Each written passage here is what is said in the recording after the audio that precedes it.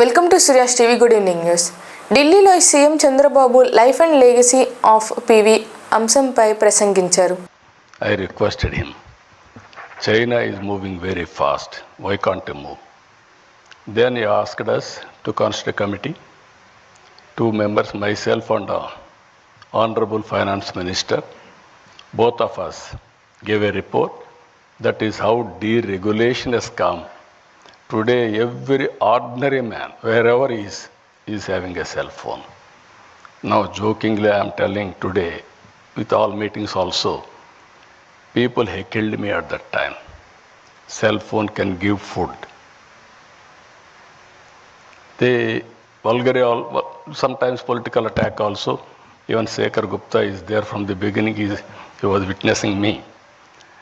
But today, wife can live without husband.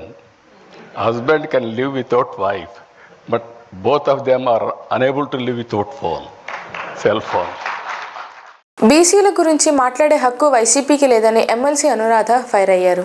ఎవరికి record అవ్వకుండా ఉండటం కోసం ఊళ్ళు పట్టుకు తిరుగుతావా నువ్వు? ఊళ్ళు పట్టు తిరగటమే కాకుండా విధ్వంసాన్ని సృష్టించడానికి నీ కార్యకర్తలు సైతం అందరినీ రెచ్చగొట్టి ప్రజల్ని భయభ్రాంతులు చేసే ప్రయత్నం చేస్తావా?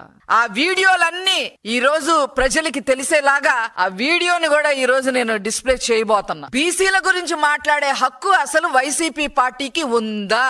గౌడ కులానికి సంబంధించిన మహిళని లోకేష్ గారే అల్లరి చేయమన్నారని చెప్పి స్టేట్ మొత్తం మనం ప్రచారం చెయ్యాలి అని చెప్పి సలహాలు ఇచ్చే నువ్వు ఆనాడు నీ ప్రభుత్వంలో జగన్మోహన్ రెడ్డి ప్రభుత్వంలో అమర్నాథ్ గౌడ్ ని ఏ రకంగా పెట్రోల్ పోసి తగలపెట్టారన్న విషయం వైసీపీకి గుర్తులేదేమో గాని ఈ రాష్ట్ర ప్రజలకి, ముఖ్యంగా బీసీలకి, ముఖ్యంగా గౌడాస్ కి, గౌడ కులస్తులకి ఆ విషయం తెలుసు అని చెప్పి నేను గుర్తు చేస్తా ఉన్నా. ఏం చేశారు ఆ రోజు? అమర్నాథ్ గౌడ్ ని నా అక్కని ఏడిపించొద్దు, ర్యాగింగ్ చెయ్యొద్దు అని చెప్పి సొంత తమ్ముడైన అమర్నాథ్ గౌడ్ అడిగాడని వైసీపీ కుర్రకారు సన్నాసుల్ని మాట్లాడాడని చెప్పి తెల్లవారుజామున ట్యూషన్ కి వెళ్తుంటే నోట్లో గుడ్డలు కుక్కి ఆ పిల్లోడి మీద పెట్రోల్ పోసి మీరు పిల్లోడిని చంపితే ఆ కుటుంబానికి ఈ రోజు ఉద్యోగం ఇచ్చిన ప్రభుత్వం, ఉద్యోగం ఇచ్చిన నాయకుడు ముఖ్యమంత్రి గారు నారా చంద్రబాబు నాయుడు గారు. అలాగే గౌడ కులస్తురాలైన గౌతు లచ్చన్న గారి మనమరాలు గౌతు శిరీషాని అక్రమ కేసులు బనాయించి తప్పుడు కేసులు కట్టడమే కాకుండా అక్రమ సంబంధాలు కూడా అంటగట్టి నైతికంగా గౌతు శిరీష గారిని ఏ రకంగా మీరు చేశారనే విషయం మొత్తం రాష్ట్ర ప్రజలకి, గౌడ కులస్తులకి అందరికీ తెలుసని ఈ సందర్భంగా నేను తెలియజేస్తాను. అంతేకాదు ఇతర బీసీ కులస్తుల్ని 300 మంది పైగా హత్యలు చేశారు, దుర్భాషలు ఆడారు, ఇష్టం వచ్చినట్టు నన్నే 4 తెగ్గొస్తామని చెప్పి. ఏమెన్లో కేరళ నర్సు నిమిషా ప్రియ ఉరిశిక్ష వాయిదాకు ఎంతో కృషి చేశానని కేఏ పాల్ తెలిపారు. రాత్రి పగలు గత 3 రోజులుగా కష్టపడి ఇండియా నుంచి బయలుదేరి ఈ యెమెనీ ఇండియన్ నర్సుని విడిపించడానికి హూతీ లీడర్స్ తో కలిశాను. మీడియా మిత్రులు మీరు చాలా మంది అది నిన్న ముఖ్యంగా నేను సుప్రీంకోర్టులో మోదీ గవర్నమెంట్ లీడర్ మేమేమీ చేయలేము, సనా సిటీలో గవర్నమెంట్ లేదు అన్నారు. అది అబద్ధం. హూతీ గవర్నమెంట్ ఉంది, వారిని నేను కలిశాను, వారిని నేను ఒప్పించాను. అందరికంటే ముఖ్యం most popular Muslim leader doctor Sami Al Arian చాలా హెల్ప్ చేశారు. ఆయన 5 సంవత్సరాలు అమెరికన్ ప్రిజన్ లో ఉండి 220 సంవత్సరాలు ఆయన ప్రిజన్ లో పెడితే ముస్లింల కొరకు ఫైట్ చేసి, పలస్టీనియన్స్ కొరకు ఫైట్ చేసి, అమెరికాతో ఫైట్ చేసి మంచి పేరు ఇక్కడ సంపాదించుకున్నారు. ఆయన సహాయంతో, చైర్మన్ మహదీ ఇబ్రహీం సహాయంతో, షేక్ అహ్మద్ గారి సహాయంతో, హూటీ లీడర్ హూతీ సహాయంతో, అలాగే కొంతమంది ఇరానియన్స్, ఒమాన్ లీడర్స్ కూడా హెల్ప్ చేశారు. కానీ మెయిన్ ఎక్కడైతే నిమిషా ప్రియ ప్రిజన్ లో ఉందో అది సనా, ఒకప్పుడు ఒరిజినల్ క్యాపిటల్. అది మన ఇండియన్ గవర్నమెంట్ కి యాక్సెస్ లేదు. వారే సుప్రీంకోర్టులో నిన్న చెప్పారు నాకు యాక్సెస్ ఉండబట్టి వారందరినీ కలిసిన వీడియోలు, ఫోటోలు నేను మీకు రిలీజ్ చేశాను, ట్వీట్ కూడా చేశాను. మీరు ప్రార్థించారు. గవర్నమెంట్ చేయలేని పని దేవుడు చేయగలడు, గాడ్ కెన్ డూ అన్నారు. ముస్లిమ్స్ ప్రేయర్ చేశారు, క్రిస్టియన్స్ ప్రేయర్ చేశారు.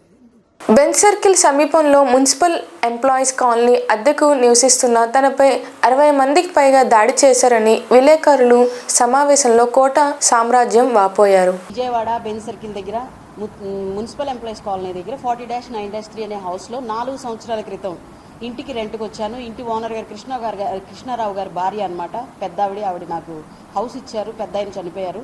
ఇల్లు చూసుకోమని చెప్పి మాకు అప్పచెప్పిన మాట నిజమే. తర్వాత సంవత్సరం క్రితం మా అమ్మగారు చనిపోయారు. కూతురు శైలజ అని చెప్పి ఒక ఆవిడ వచ్చింది. ఒక ఆవిడ వచ్చేసి మాకు ఇల్లు కావాలని అంటే మే నెలలో పిల్లల హాలిడేస్ కదమ్మా చూసి ఇచ్చేస్తామని చెప్పి మేము ఆవిడతో అగ్రీ అయ్యాము. సరే మా పని మేము చేసుకుంటా ఉన్నాం. ఒకరోజు జూలై 3వ తారీఖున నైట్ 7:30-8 ఆ ప్రాంతంలో మేము ఇంట్లో ఉండగా నా బాబు వంటగది వైపు ఉన్నాడు, నేను ఫ్రంట్ రూమ్లో కూర్చొని ఉన్నాం. తాళాలు వేసే ఉన్నాయి. దగ్గర 60-70 మందిని గోండాలు వేసుకొని ఇంటి మీదకి వచ్చారు, గోడలు దూకొచ్చారు, తలుపులు పగలగొట్టి ఇంట్లోకి వచ్చి దుండగులు ఈ శైలజ వీళ్ళందరూ కలిసి గోండాలు వేసుకొని వచ్చి నా బట్టలు చింపి నన్ను చెంప మీద పెట్టి కొట్టి నేను తప్పించుకొని పారిపోతుంటే నన్ను బూతులు తిట్టి ఆగవేనని చెప్పి నన్ను బూతులు తిట్టితే కూడా పారిపోయాను. నేను మా బాబుని పిలుచుకుంటూ గట్టిగా కేకలేసుకుంటూ మా ఇంటి వెనకాల వంటగది వైపు ఒక చర్చి అనేది ఉంది. ఆ చర్చి గోడ దూకి నేను మా బాబు గోడ దూకి జంప్ చేసేసి ఆ చర్చిలోకి వెళ్ళిపోయామండి. ఆ చర్చి వాళ్ళు నాకు చున్నీ చుట్టారు. నా డ్రెస్ ఊడిపోయి ఉందని చెప్పి నాకు చున్నీ కూడా చుట్టారు.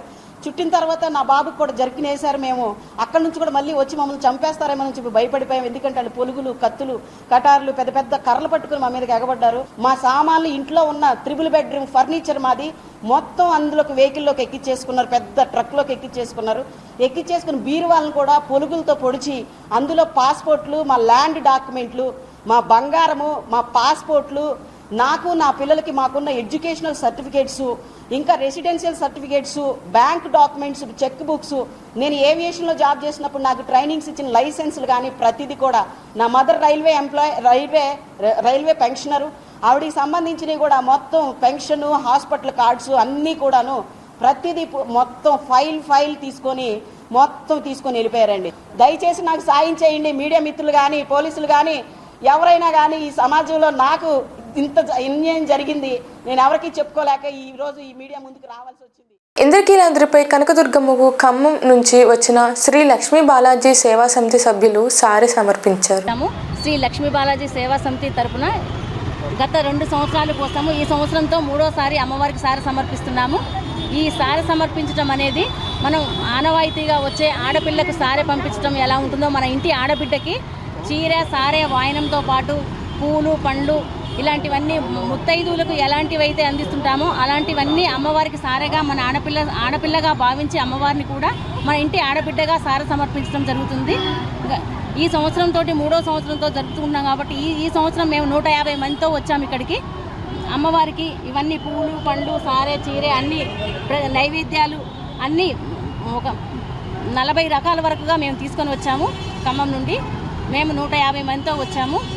ఈ సారె సమర్పించడం అనేది మనకి ఆడపిల్లకు పంపిస్తే ఎలా ఇంటి విలవేల్పుగా ఉండి ఇంటిని కాపాడుతూ చల్లగా ఎలా చూస్తారనుకోవటమో అమ్మవారికి కూడా సారె పోస్తే మన రాష్ట్రం కానీ మన ఇల్లు కానీ సుభిక్షంగా ఎలా ఉండాలంటారో చాలా సంతోషంగా ఉండాలని, పాడి పంటలు అన్నీ సమృద్ధిగా ఉండాలని కోరుకుంటూ ఓం శ్రీ మాత్రే నమః.